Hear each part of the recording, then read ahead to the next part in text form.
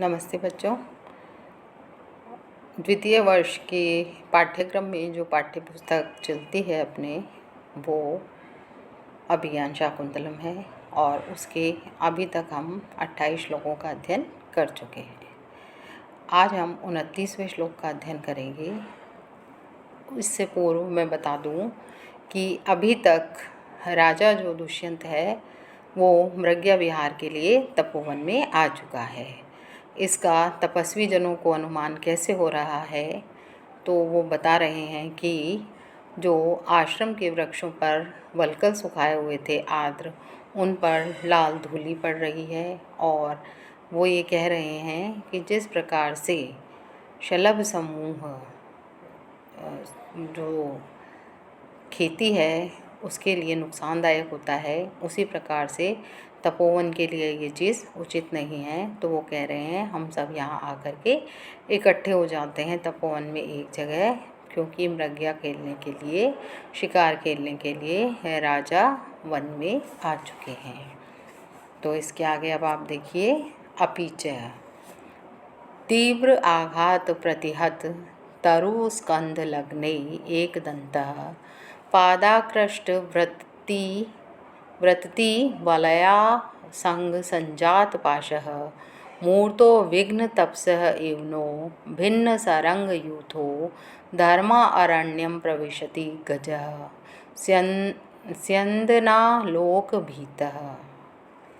तो देखिए बच्चों, इसका अन्वय वो क्या कह रहे हैं कि स्यंदना लोक भीतः तीव्राघात प्रतिहत तरु स्कंध लग्ने एक दंतः पादाकृष्ट व्रतति वलया संजात पाशः भिन्न सारंग यूथः गजः न तपसः मूर्तः विघ्न एव धर्मा अरण्यम प्रविशति।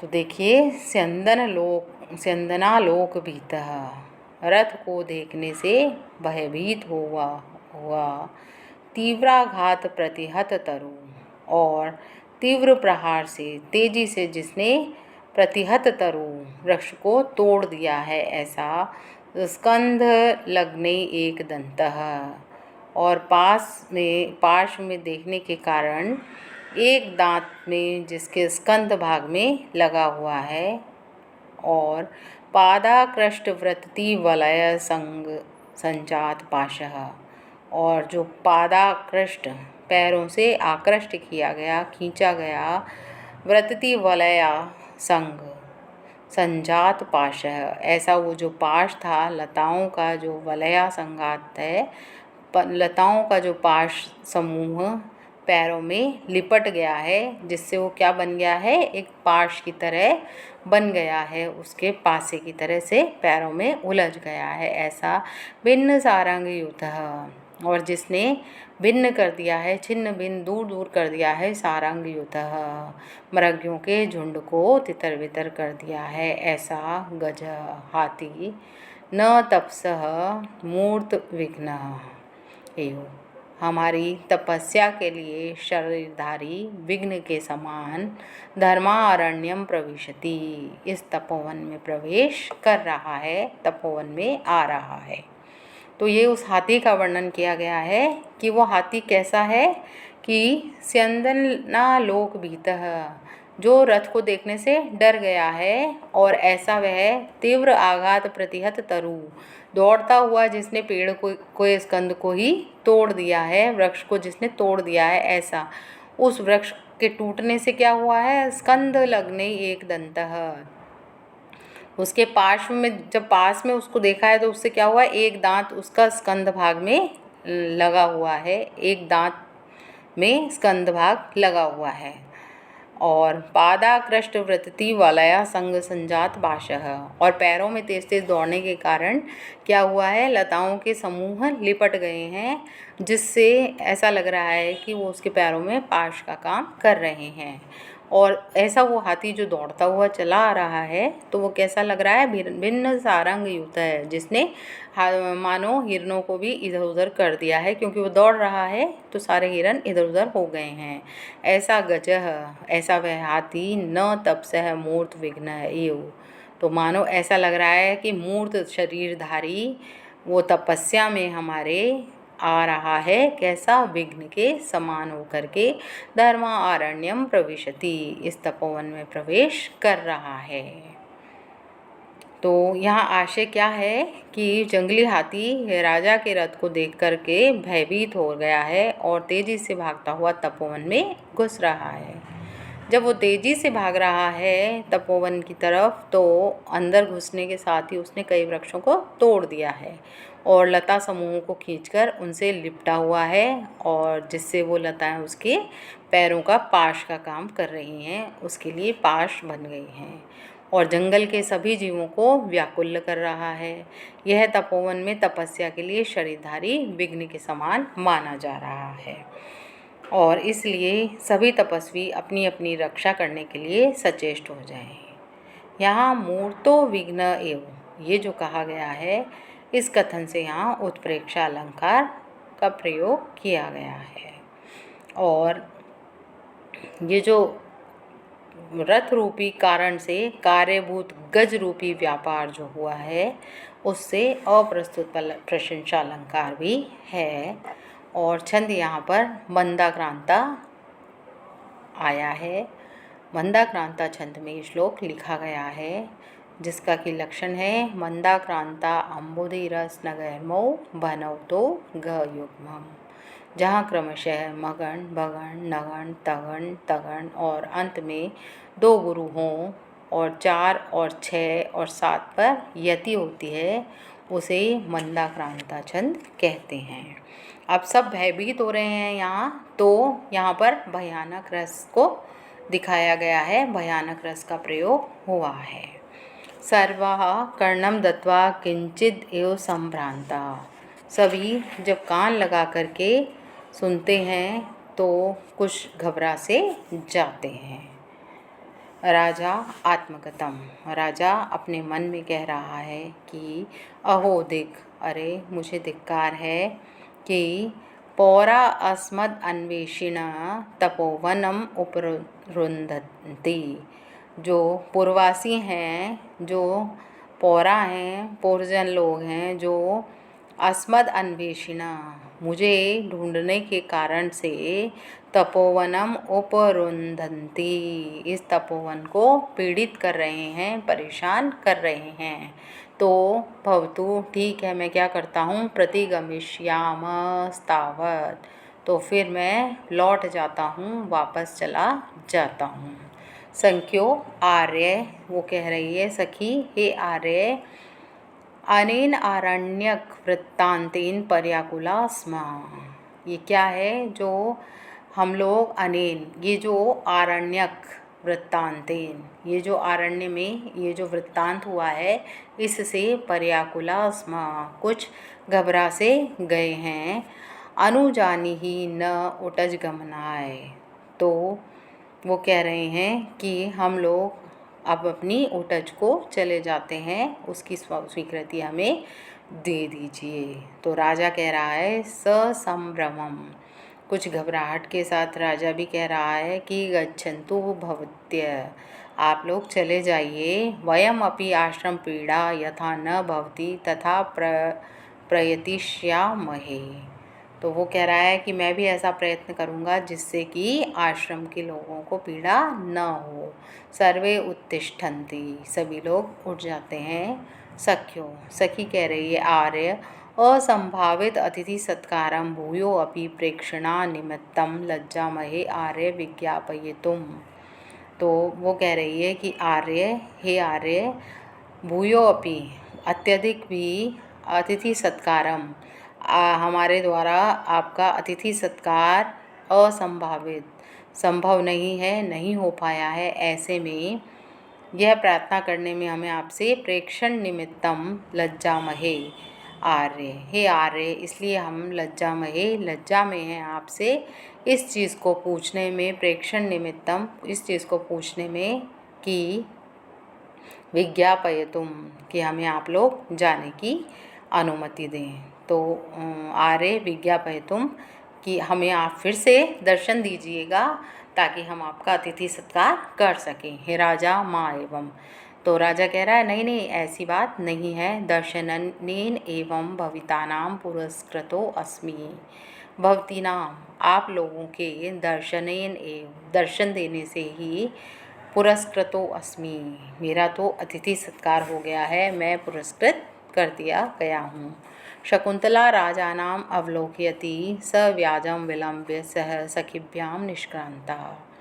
तो शकुंतला क्या करती है, राजानाम अवलोकयंती, राजा को देखती है, और सव्याजम, और बहाना बना करके, विलंब्य, कुछ देर रुकती है, और सह सखिभ्याम, दोनों सखियों के साथ, निष्क्रांता, निकल जाती है। राजा मंदो औत्सुक्यो अस्मि नगर गमनम प्रति, तो नगर गमन के प्रति, नगर में जाने के लिए मेरा मंदो औत्सुक्यो अस्मि, मैं बहुत कम इच्छुक हूँ, अर्थात मैं नगर में जाने का मेरा मन नहीं कर रहा है।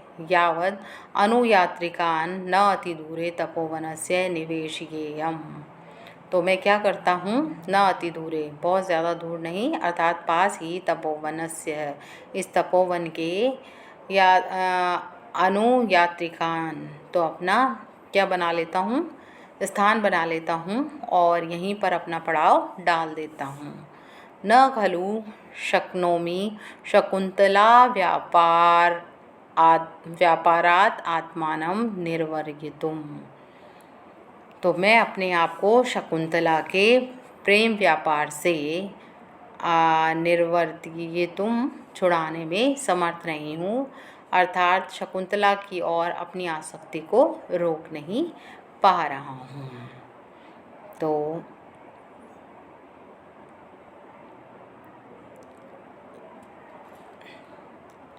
वो कह रहा है कि राजा को शकुंतला क्या करती है, कुछ देर सव्याज देखती है और सखियों के साथ फिर निकल जाती है। तो राजा कह रहा है कि मेरा उत्सुकता जो थी नगर को जाने की, वो नगरम गमनम प्रति अब कुछ कम सी हो गई है। तो यावत, तो क्या करता हूँ, न अति दूरे तपोवन से, इस तपोवन से बहुत ज़्यादा दूर नहीं, अर्थात नज़दीक में ही अपना पड़ाव डाल देता हूँ। तो क्योंकि शकुंतला के व्यापार से, जो शकुंतला का प्रेम व्यापार है, उससे मैं अपने आप को छुड़ाने में, निवर्तितुम, छुड़ाने में समर्थ नहीं हूँ। न, तो मम ही, तो वो कह रहा है क्योंकि मेरा गच्छति पुरः शरीरम धावति पश्चात् संस्तुतं चेतः चीनांशुकम एव केतुः प्रतिवातं नियमानस्य। तो क्या कह रहा है वो, अन्वय देखो बच्चों, शरीरम पुरः गच्छति परंतु प्रतिवादम नियमानस्य केतुः चीन अंशुकम एव असंस्तुतम चेत पश्चात धावती। तो ये जो मेरा शरीरम, मेरा जो शरीर है वह पुरः गच्छति, आगे की ओर जा रहा है, परंतु प्रतिवातम नियमानस्य, हवा के विरुद्ध ले जाते जाए हुए, केतो, इस ध्वजा के चीनांशुकम एव, चीन निर्मित रेशमी वस्त्र के समान, असंस्तुतम चेतः, ये जो मेरा अपरिचित सा मन है, पश्चात धावती, पीछे से भाग रहा है। तो राजा क्या कह रहा है कि मेरा शरीर तो आगे की ओर जा रहा है, परंतु हवा के विरुद्ध ले जाए जाते हुए पताका के चीन निर्मित सूक्ष्म वस्त्र के समान अपरिचित सा मेरा मन पीछे शकुंतला के भाग रहा है। तो फिर से इसका अर्थ देख लो बच्चों, शरीरम पुरः गच्छति, ये मेरा शरीर तो आगे की ओर जा रहा है, लेकिन प्रतिवातम नियमानस्य, ये जो हवा के विरुद्ध ले जाए जाते हुए केतु हो, ध्वजा के चीनांशुकम एव, चीन निर्मित रेशमी वस्त्र के समान, असंस्तुतम चेतः, ये जो मेरा अपरिचित सा मन है, पश्चात धावती, पीछे की ओर दौड़ रहा है, अर्थात शकुंतला की ओर ही जा रहा है। तो देखो बच्चों, यहाँ वो क्या कहना चाह रहे हैं कि आरण्यक वृत्तांत को सुनकर राजा अपने सैनिकों से मिलने के लिए चल देता है। उस समय उसका मन शकुंतला के पीछे आसक्त है, इसलिए राजा अपनी तुलना ध्वजा के उस रेशमी वस्त्र से कर रहा है जो हवा के वेग के विपरीत ले जाए जाने पर पीछे की ओर उड़ता रहता है।